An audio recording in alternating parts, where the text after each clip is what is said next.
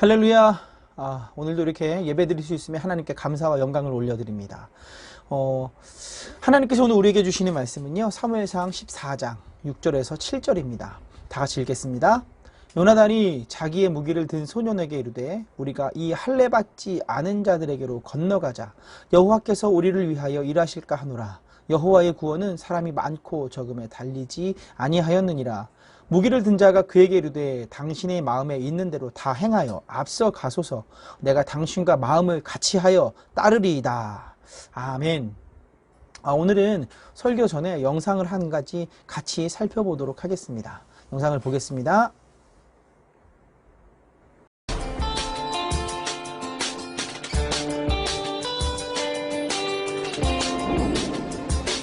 세 명의 남자가 거리 한복판에서 뭔가 발견한 듯 하늘을 올려다보는데, 사실 이때 우리는 상황을 바꾸는 실험을 하고 있었죠.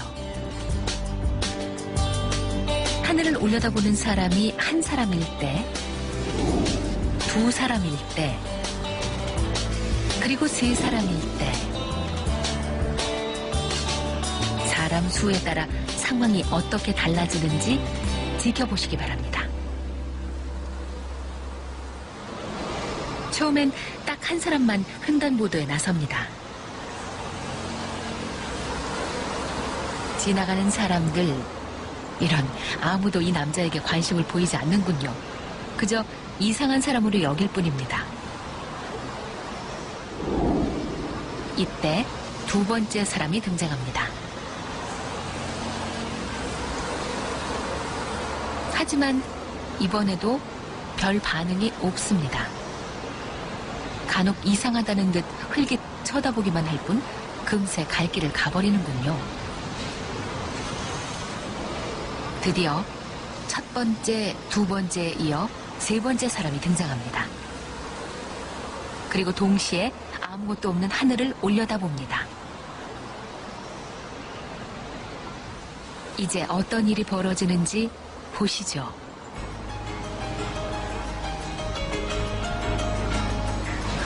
뭐가 보인다는 거야? 뭐가 보인다는 거야? 뭐가 보인다는 거야? 와, 놀랍습니다. 거리의 수많은 사람들이 발길을 멈추고 다 함께 하늘을 올려다봅니다. 이렇게 세 명에게는 상황을 바꾸는 힘이 숨어 있습니다. 한 명, 두 명일 때는 아무 관심이 없더니 세 명이 되자 사람들이 몰려옵니다.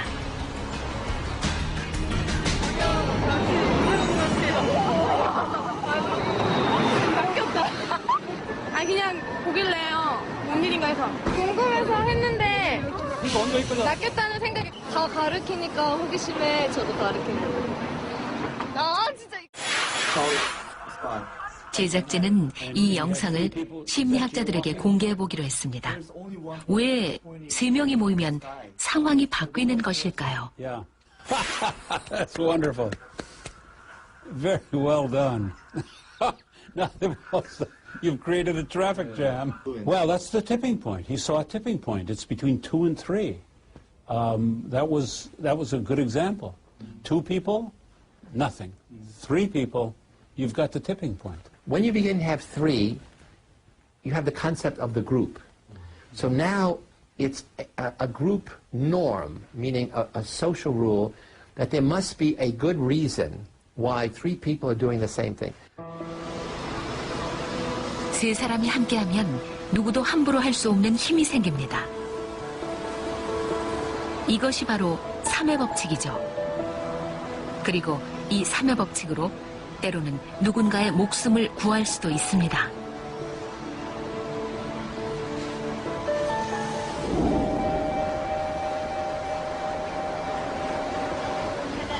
이 플랫폼에 다시 한번 서보시죠. 2005년 10월 지하철 5호선 천호역 승강장. 열차가 플랫폼에 도착하는 순간 한 승객이 열차와 승강장 틈으로 떨어집니다.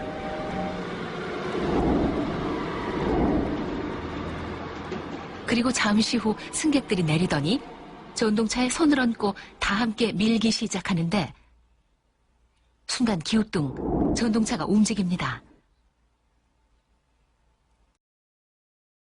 그 사이 승객들은 선로에 끼인 사람을 무사히 구출해냅니다.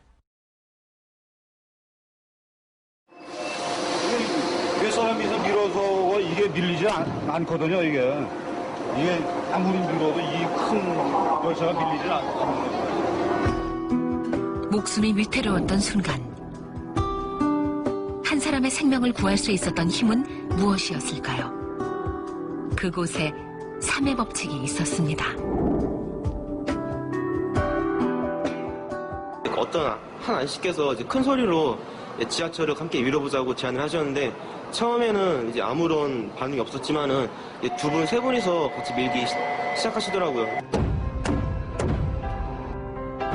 안타까움에 손을 얹은 처음 한 사람, 혹시나 하고 손을 보탠 또 한 사람, 그리고 희망을 하는 세 번째 사람. 세 사람만 있으면 이렇게 상황을 바꾸는 인간 띠를 만들 수 있습니다.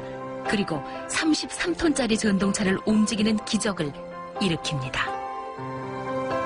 일시에 사람들이 이제 그 구령을 맞춰가지고 그냥 밀어 하면서 그냥 한꺼번에 힘을 주니까 그게 움직이더라고요. 한꺼번에 힘을 주니까. 이제 많은 분들께서 밀기 시작하니까 이게 지하철이 정말 움직이더라고요. 그걸 보고 되게 신기했었어요.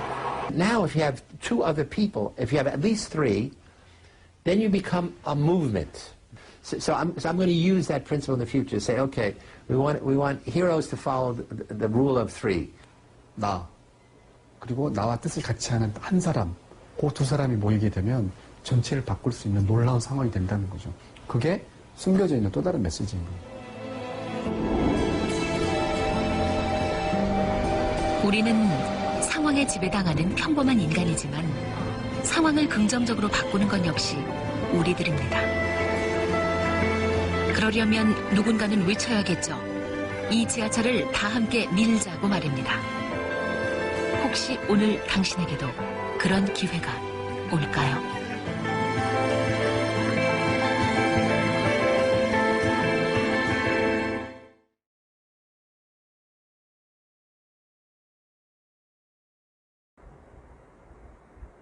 네, 잘 보셨습니까? 네, 지난주 우리는요, 사울이 왕이 되고 2년이 되었을 때 이스라엘이 블레셋으로부터 독립을 하기 위한 전쟁을 시작하려는 것을 보았습니다. 이스라엘은 하나님께서 사울을 통해서 블레셋으로부터 독립시키겠다, 구원하시겠다는 약속을 믿었던 거죠. 그런데 막상 전쟁을 시작하려고 보니까 블레셋의 군대가 너무 강한 거예요. 결국 그래서 이스라엘 사람들은 두려워 떨죠. 두려워 떨어서 도망치기도 하고 굴에 가서 숨기도 하고 비록 사울과 함께 있을지라도 떨고 있었다라고 하는 것을 우리가 살펴봤습니다. 사울이 그런데 그때 사람들이 떠나잖아요. 그리고 블레셋 군대들은 자기를 칠 것 같고 약속한 날짜에 사무엘은 오지 않고 그러니까 어때요? 자기 마음대로 예배를 드립니다. 제사를 드린 거죠. 그래서 사울이 이 제사를 드리자마자 사무엘이 도착하죠. 도착해서 사울을 책망합니다. 그런데 참 안타까운 말이죠. 하나님께서 사울을 버리셨다는 이야기를 듣고도 사울은 회개하지 않습니다. 그냥 자기와 함께 있는 백성이 몇 명인가 그거에 관심을 두게 되죠. 그 모습을 보면서 참 안타까웠었는데 어쨌든 이 이스라엘이 지금 전쟁을 시작하려고 했는데 시작부터 뭔가 삐끄덕거리는 거예요. 사람들은 다 떠났고 남은 사람은 600명이 있는데 참 그 분위기가 엉망진창 같은 그런 느낌인 거예요. 자, 그러면 상황 가운데 13장 17절을 보면요. 17절 18절을 보면 이스라엘의 적은 군대가 있는데 블레셋은 정말 수많은 사람들이 왔잖아요. 수많은 병거와 마병 그리고 보병 다 왔는데 상대가 좀 보잘것없잖아요. 그러니까 그 특공대를 3개로 나눕니다. 이 블레셋이 특공대를 3개로 나눠서 하나는 오브라길이라고 말을 하는데 이것은 북쪽을 말합니다. 그리고 베토론길 그리고 이쪽은 서쪽이고요. 한 대는 나머지 광야 쪽 남쪽으로 이렇게 이렇게 보내죠. 그러니까 세 방향으로 탁 보내면서 이스라엘 전 국토를 이제 노략질한다 그러죠. 초토화시킨다는 거예요. 그러면서 이스라엘을 향해서 블레셋의 본진은 점점 가까워지고 있는 거죠. 그리고 나서 13장 19절부터 22절을 보면 정말 이게 읽으면 참 답답한 얘기가 나와요. 뭐냐면 이스라엘 사람들 가운데 칼이나 창을 가진 사람이 사울과 그의 아들 요나단밖에 없었다고 말을 해요. 나머지는 괭이나 도끼나 삽 이런 같은 농기구만 들고 있었다는 거예요. 블레셋은 수많은 마병과 병거와 그 무기를 갖고 있는 보병들과 이렇게 함께 있는데 이스라엘은 사실상 군인도 아니라는 거예요. 그동안 훈련을 받은 적도 없고 칼도 없고 창도 없는 그런 그냥 농민들만 와 있는 거예요. 그런데 14장 2절에서 3절은 이렇게 말씀하고 있습니다. 제가 읽을게요. 사울이 기브와 변두리 미그론에 있는 석류나무 아래에 머물렀고 함께 한 백성은 600명 가량이며 아히야는 에봇을 입고 거기 있었으니 그는 이가봇의 형제 아히두베의 아들이요 비느하스의 손자요 실로에서 여호와의 제사장 되었던 엘리의 증손이었더라. 백성은 요나단이 간 줄을 알지 못하니라. 자, 지금 블레셋은 이스라엘 전역으로 흩어져서 공격을 하려고 하고 있어요. 그런데 이 이스라엘의 군대는 어디 있어요? 기브와 변두리의 땅바닥에 그냥 앉아 있는 거예요. 나무 밑에 그냥 앉아 있는 거죠. 그들과 누가 함께 있냐면 제사장이 함께 있긴 한데요. 이 아히야라는 사람은요. 누구의 후손이요? 엘리의 후손인 거예요. 우리가 앞서 사무엘상 초반에 살펴봤지만 이 엘리는요. 하나님께 버림받은 제사장인 거예요. 하나님이 떠난 제사장인 거죠. 그러니까 이 아히야는요. 명목상 제사장인 거예요. 함께 있지만 하나님이 함께 있지 않은 그런 제사장인 거죠. 그러니까 14장 우리가 2절, 3절에서 느껴지는 건 어떤 분위기냐 하면요. 무기력함 그리고 절망이에요. 적들은 코앞에 있고 온 이스라엘 가운데 흩어져서 공격을 하고 있는데 힘이 없어서 주저앉아 있고요. 함께 있는 제사장은 하나님이 함께 하시지 않는 그런 제사장인 거예요. 정말로 절망 속에 빠져 있는 거죠. 그런데 더 절망인 게 뭔지 아십니까? 여러분 인생 가운데 가장 큰 위기가 어느 때냐 하면요. 바로 자기에게 위기가 닥친 줄을 모르고 있을 때라는 거예요. 지금 사울과 하나님이 함께 하시지 않는데 그 제사장도 함께 하시지 않는 그런 제사장인데 백성들은 좌절해서 땅바닥에 앉아 있는데 온 이스라엘은 공격당하고 있는데 그걸 지금 모르고 있는 거예요. 누가요? 이 사울 왕과 이스라엘 군인들이 모르고 있어요. 그냥 땅바닥에 주저앉아 있는 거예요. 위기 속에 있는데 위기를 잘 몰라요. 정말 큰 위기를 맞이하고 있다는 거예요. 여러분, 그런데 정말로 하나님의 은혜가 놀라운 게 그런데 이때 누가 등장하냐면요. 요나단이라는 사람이 등장합니다. 사울의 아들 요나단이요.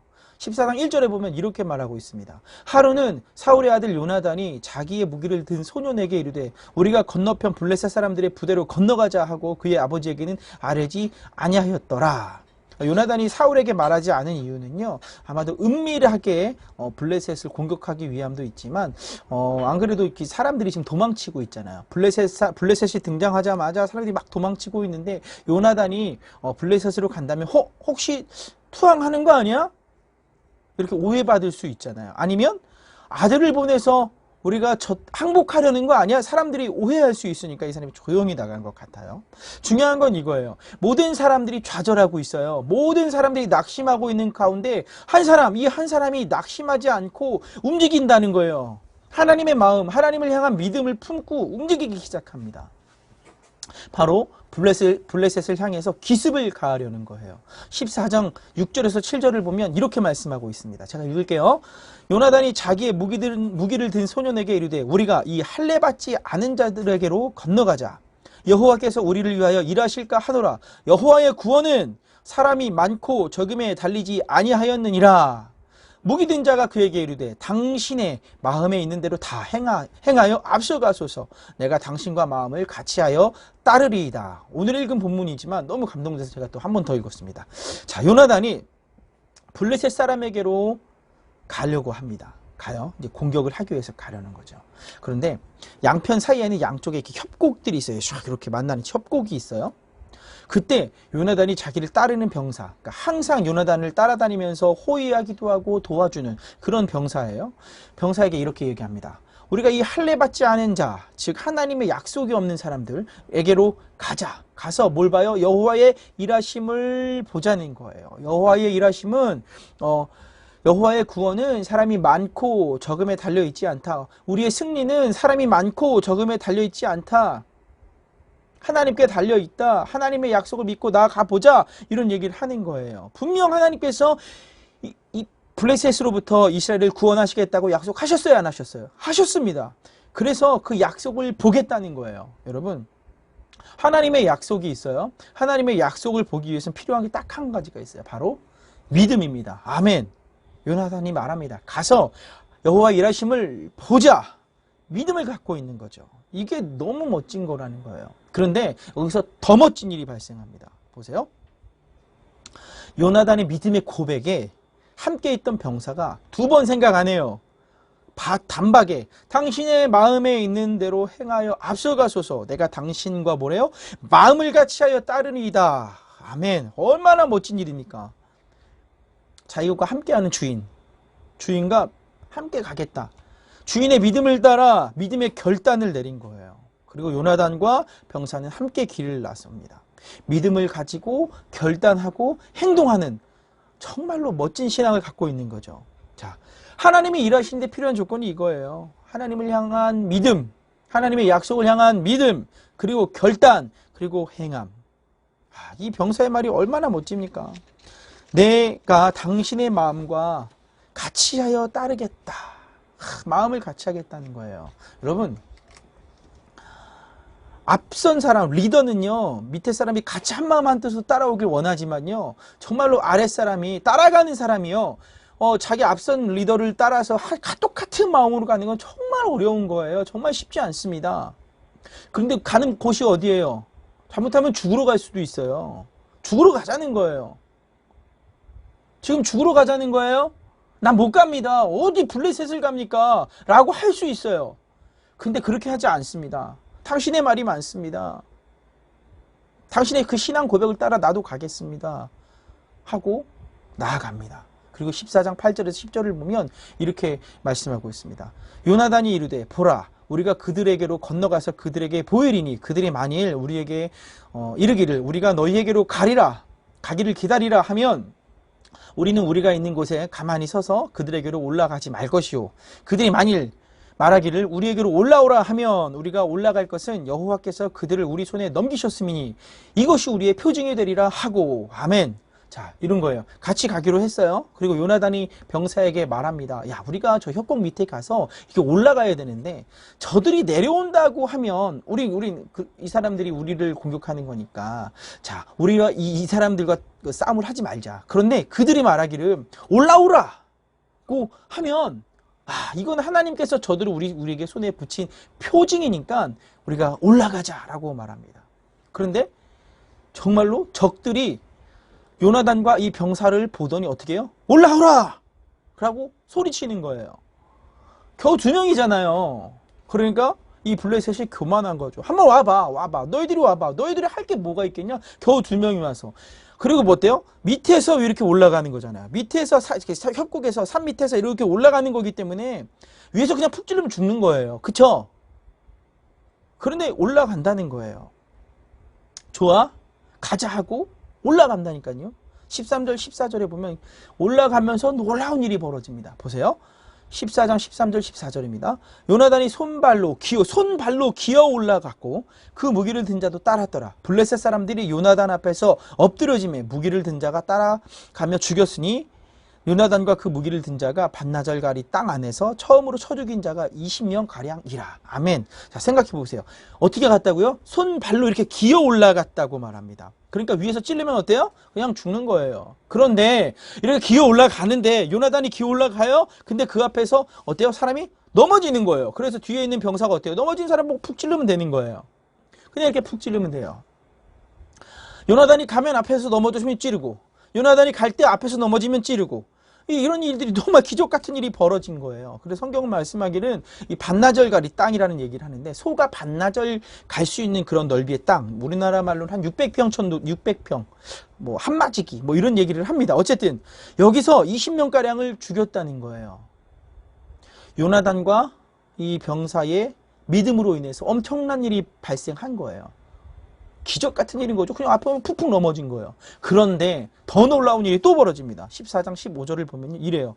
들에 있는 진영과 모든 백성이 공포에 떨었고 부대와 노략군들도 떨었으며 땅도 진동하였으니 이는 큰 떨림이었더라. 아멘. 신기한 거예요.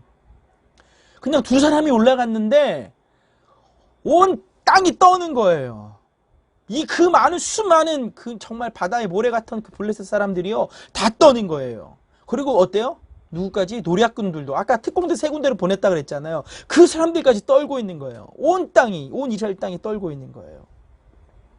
자, 하나님께서 오늘 요나단과 이 병사의 믿음을 통하여 하나님의 영광을 나타내셨습니다. 아멘. 지금 이스라엘은요 정말로 바람 앞에 등불, 풍전등화 같은 그런 상황이었어요. 블레셋은요 온 이스라엘 가운데 특공대를 보냈어요. 이스라엘 전역을 공격하려 했어요. 그런데 보세요. 이스라엘 가운데 몇 명 나왔어요? 2명. 진짜 특공대죠. 이 특공대가 나와가지고요 온 블레셋을 떨게 했다는 거예요. 정말로 상상할 수 없는 그런 일이 벌어지는 것입니다. 우리가 앞서 봤던 3의 법칙 기억하시죠? 그 영상을 보면 어때요? 한 사람일 땐 힘이 없고 두 사람일 땐 힘이 없다가 세 사람 되니까 정말로 그 주변이 다 변하잖아요. 놀라운 일이 벌어질 수 있다는 거예요. 마음이 맞는 사람 몇 명이요? 3명이요. 3명. 3명만 있으면 정말 기적 같은 일이 벌어진다는 거예요. 오늘 요나단과 이름 없는 병사 또 누구요? 하나님이요. 하나님. 오늘 이 2명과 하나님, 사람 2명과 하나님이 일하시니까 이 3명의 마음이 맞으니까 어때요? 정말 기적 같은 일이 벌어지는 거예요. 여러분은 누구와 마음을 같이 하시겠습니까? 여러분 한번 주변을 살펴보십시오. 여러분 가장 가까이 계신 분은요 바로 부모님인 줄 믿습니다. 여러분이 부모님과 마음을 같이 하잖아요. 엄마, 아빠, 내가 마음을 같이 하잖아요. 여러분의 가족이 3명이 마음을 같이 하면요 여러분 가족이 변해요. 가정에서 놀라운 일이 벌어질 수 있다는 거예요. 엄마, 아빠가 내 마음 어떻게 하라. 맞아요. 부모님 여러분들 마음 다 모르죠. 근데 부모님은 여러분들 마음 알려고 노력하잖아요. 그렇죠? 대부분의 부모님이 그래요. 근데 여러분은 부모님의 마음을 알려고 노력하냐는 거죠. 여러분의 마음이 부모님과 마음과 같아진다면 여러분의 가정은요 완전 놀라운 기적이 일어날 것입니다. 아멘. 자, 여러분 혹시 여러분의 선생님과 친구들 그 주변에 있는 사람들과 마음을 합해 보시지 않겠습니까? 여러분 우리 주사랑교회가 수많은 사람들이 마음을 합한다면 어떤 일이 벌어지겠습니까? 우리가 모두 정말로 이 마음을 합해서 하나님과 나와 그리고 나와 함께하는 사람이 마음을 합했을 때 정말로 하나님의 영광이 하나님의 기쁨이 나타날 줄 믿습니다. 다 같이 기도드리겠습니다. 하나님 감사합니다. 하나님 오늘 요나단과 그리고 그 이름 없는 병사 그리고 하나님 이 세 사람이 세 분이 마음을 합했을 때 정말 기적 같은 일이 벌어지는 것을 보게 됩니다. 하나님 우리가 먼저 다른 사람과 마음을 하나 될 수 있도록 특별히 예수님 안에서 주님의 마음을 품고 하나 될 수 있는 놀라운 기적을 우리에게 허락하여 주시옵소서. 부모님의 마음을 헤아릴 수 있는 자녀가 되게 하시고 자녀의 마음을 헤아릴 수 있는 부모가 되게 하여 주시옵소서. 하나님 주 안에서 친구와 선생님과 그리고 우리 교회와 한 마음 한 뜻 되게 하여 주셔서 정말로 하나님의 영광이 나타나게 하여 주시고 우리는 주의 기쁨 될 수 있도록 우리를 축복하여 주시옵소서. 예수님의 이름으로 기도드립니다. 아멘.